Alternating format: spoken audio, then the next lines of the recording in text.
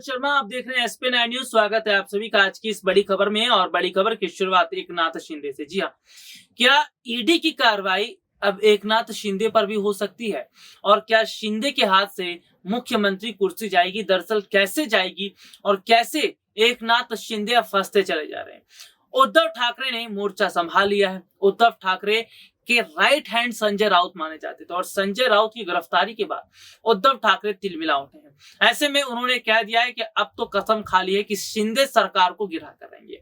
इस बीच हम ये भी देख रहे हैं कि हाल ही में संजय राउत के बड़े भाई हैं उन्होंने और उद्धव ठाकरे के बेटे आदित्य ठाकरे ने भी शिंदे पर आरोप लगाए।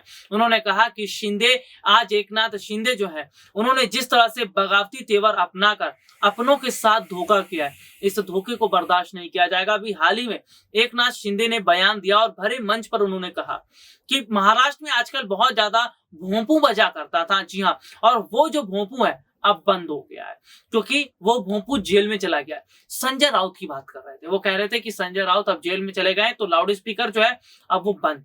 तो यहाँ पर हम देख रहे हैं कि एकनाथ शिंदे ये सोच रहे हैं कि शायद वो बच गए हैं, शिवसेना से अलग होकर बहुत अच्छा काम उन्होंने किया, लेकिन उद्धव ठाकरे कह रहे हैं कि अब एकनाथ शिंदे का भी काला चिट्ठा खोला जाएगा क्योंकि उद्धव ठाकरे कुछ ऐसे सबूतों की बात कर रहे हैं जिसको अगर दिखाया गया तो सच सामने आ सकता है। हालांकि ये देखा जा रहा है कि शिंदे भी शिवसेना के साथ थे और जिस तरह शिवसेना की अगर हम बात करें तो संजय राउत पर अगर कार्रवाई हो रही है तो सीधे तौर पर उद्धव ठाकरे एकनाथ शिंदे को भी घेर रहे हैं। तो क्या उद्धव ठाकरे शिंदे को जिस तरह से घेर रहे हैं, क्या ईडी एनसीबी का जो छापा है वो एकनाथ शिंदे पर भी पड़ सकता है?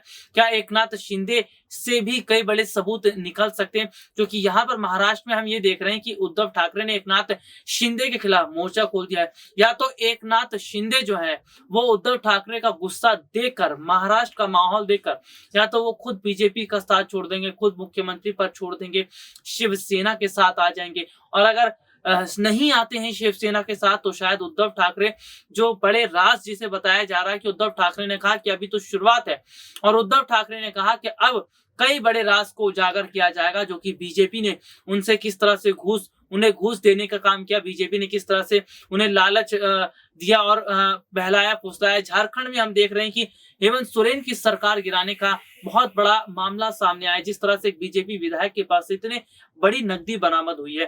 तो ऐसे में देखा जा रहा है कि बीजेपी का भी सच अब जल्दी सामने आने वाला है और एकनाथ शिंदे भी अब गिरने वाले हैं और एकनाथ शिंदे का भी सच सामने आएगा। तो क्या महाराष्ट्र में सरकार गिर जाएगी?